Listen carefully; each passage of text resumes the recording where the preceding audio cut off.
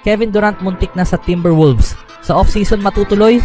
Si Magic Johnson na ang nagsabi magiging banta ang Warriors. Kakaibang level maglaro si Butler sa playoff. Ref na bulag sa Lakers-Warriors game. 8 seconds violation. Ngunit bago ang lahat, kung gusto nyo ng basketball shoes, New Precision 6, mabibili lang sa halagang 2,100. I-click lang ang link sa comment section. Ayon sa insider na si Chris Haynes, ginawa ng Minnesota Timberwolves ang isang huling pagtatangka upang i-trade si Phoenix Suns superstar Kevin Durant bago ang NBA trade deadline nitong Biyernes. Walang nangyari sa huli dahil ang Wolves ay isa sa 4 na kuponang hindi gumawa ng kahit isang trade bago ang deadline. Gayunpaman, nakakaintriga pa rin marinig na tinawagan ni Tim Connelly si Suns GM James Jones upang tanungin ang posibilidad ng pagkuha kay Durant.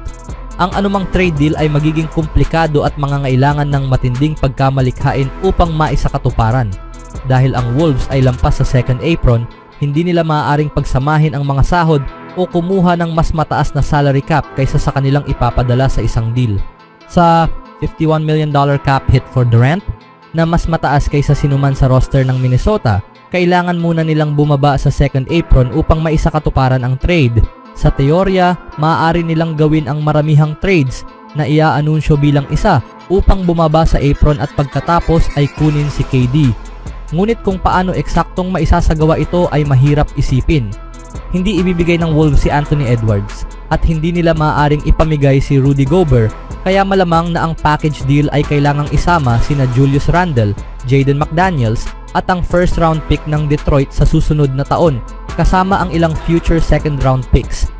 Posibleng hingin din ng Suns ang mas kanais-nais na assets tulad ni na Donte DiVincenzo, Naz Reid o Rob Dillingham. Maaaring kailanganin ding sumali ang ibang team sa trade. Sino ang nakakaalam? Si Durant, 36 na taong gulang, ay may 1 taon pang natitira sa kanyang kontrata matapos ang kasalukuyang season. Sa kabila ng sari-saring trade rumors na inuugnay siya sa Heat, Warriors, Grizzlies at iba pang team, ang future Hall of Famer ay mananatili sa Phoenix hanggang matapos ang season. Nag-a-average siya ng 26.9 points per game sa kanyang ika-17 NBA season at patuloy na isa sa pinakamapanganib na scorers sa liga. Ang ideya ng pagsasama ni na Edwards at Durant sa isang team ay napaka-exciting. Madalas nang sinabi ni Ant na si KD ang paborito niyang manlalaro sa lahat ng panahon at naglaro pa silang magkasama sa Team USA noong nakaraang Olympics. Sino ang nakakaalam? Baka sa off-season may maganap? Sa ibang balita naman, ang NBA great na si Magic Johnson ay isa sa mga pabor sa trade ng Miami Heat na nagpadala kay Jimmy Butler sa Golden State Warriors. Sinabi ni Johnson na si Butler ay isang napakagandang fit sa Warriors. Sasamahan niya ang 4 na beses na kampeon na sina Steph Curry at Draymond Green. Narito ang ipinost ni Johnson sa X. Ang paglipat ni Jimmy Butler sa Golden State Warriors ay isang napakagandang trade para sa Warriors at Miami Heat sa iba't ibang dahilan. Sa pagdagdag kay Jimmy Butler, nagiging mas eksplosibo ang Golden State at nakakakuha si Steph ng kasangga na magbibigay sa Warriors ng scoring, depensa at katatagan. Ang pinakamagandang bagay kay Butler ay palagi niyang dinadala ang kanyang laro sa mas mataas na antas tuwing playoffs. Ang karagdagang ito ay dapat na magpahusay sa tsansa ng Warriors na makipagkompetensya para sa kampyonato sa matinding Western Conference. Sa presensya ni na Green at Butler, may dalawang sa pinakamahusay na defenders sa liga ang Golden State. Si Steph Curry at ang Golden State Warriors na may record na 25-25 before NBA trade deadline ay nakahanap ng bagong pagkakataon matapos mangyari ang trade. Kinailangan ng Warriors na ipamigay ang ilang manlalaro kapalit ni Butler, kabilang sina Dennis Schroeder at Kyle Anderson. Ngunit ang pagkawala ni Andrew Wiggins na tumulong sa koponan na manalo ng isang kampyonato ay maaaring mas maramdaman. Mayroon na ngayong bagong star trio ang Warriors na binubuo ni na Butler, Curry at Draymond Green habang hinahabol nila ang isa pang titulo sa huling bahagi ng kanilang dinastiya. Napatunayan na ni Butler na lumalakas ang kanyang laro sa playoffs kung saan pinangunahan niya ang Heat sa 2 NBA Finals appearances mula noong 2020. Ngayong araw, opisyal nang inihayag ng Warriors ang pagkuha nila kay Butler sa kanilang social media. Ilang sandali matapos ito, naglabas sila ng isa pang post kung saan ibinahagi rin ang unang mensahe ni Butler sa mga tagahanga ng Golden State matapos ang trade. Yo Dub Nation! Si Jimmy Butler ito, ani ni Butler. Kadarating ko lang para gawin itong physical. Super excited, handa nang manalo. handa nang magtrabaho, handa nang magpakitang gilas para sa inyo. Tara na, kampyonato paparating. Hindi nakalaro si Butler sa maraming laban ng Heat ngayong season dahil sa mga isyu sa loob ng locker room. Sa katunayan, 3 beses siyang sinuspinde ng koponan, ang pinakahuli ay noong huling bahagi ng Enero. Sa kabila nito, naging solid pa rin ang kanyang laro tuwing nakakapaglaro siya. May average na 17 points in 54% shooting, 5.2 rebounds and 4.8 assists. Ang kanyang pinakahuling playoff run ay noong 2 season na ang nakalipas kung saan pinangunahan niya ang Miami sa finals bago matalo kay Nikola Jokic at sa Denver Nuggets. Hindi pa magde-debut si Butler para sa Warriors sa laban nila kontra Lakers sa Biyernes ng araw. Ngunit ang plano ay makapaglaro na siya sa Linggo laban sa Chicago Bulls. Anong masasabi niyo mga kaibigan sa mensahe ni Butler? Speaking of Jimmy Butler, nakasama na ng former Miami Heat star ang Golden State team sa araw na ito sa panahong bumisita sila sa Los Angeles para harapin ang LA Lakers.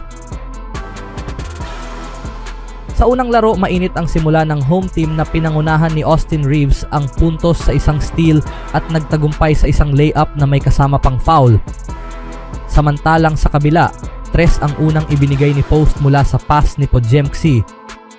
Wala nang 11 minuto sa quarter na itama ni LeBron ang isang 3 at kitang-kitang masaya si Luka dito. Ngunit hindi nagpahuli si Draymond Green bumawi ng 3 mula sa pass ni Quentin Post. Sa ikalawang quarter, patuloy ang mainit na kamay ni LeBron nang naitama niya muli ang back-to-back-to-back 3 mga kaibigan para madagdagan ang kalamangan ng Lakers. At ang huli pa dito ay ang isang 3 sa logo. Sa third quarter, naging mas agresibo ang Warriors.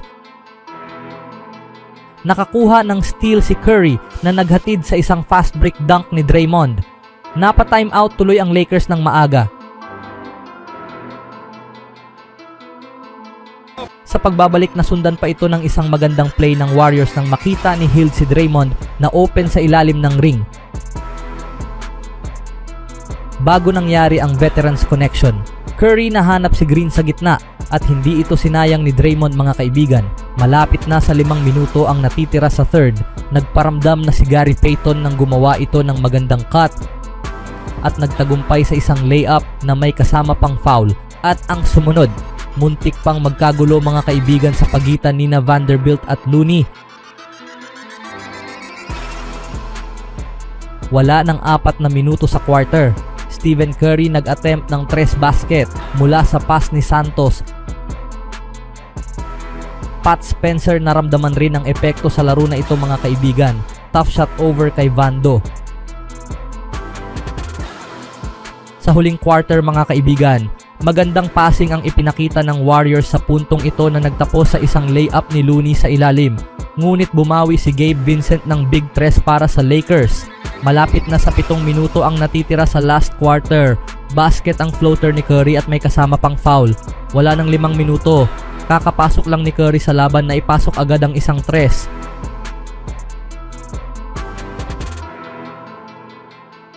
Bago na ipasok ang isa pa mga kaibigan.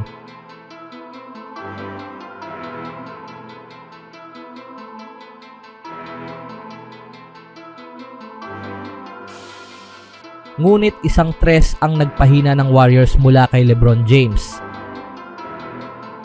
Ngunit bumawi pa sana si Curry nang maitama niya ang isang 3. Nagkaroon pa sana ng tsansa ang Warriors kung hindi dahil sa missed call ng mga ref. Hindi natawagan ng 8 seconds violation ang Lakers sa punto na ito. Sa huli panalo ang Lakers. LeBron James 42 points, Stephen Curry 37 points.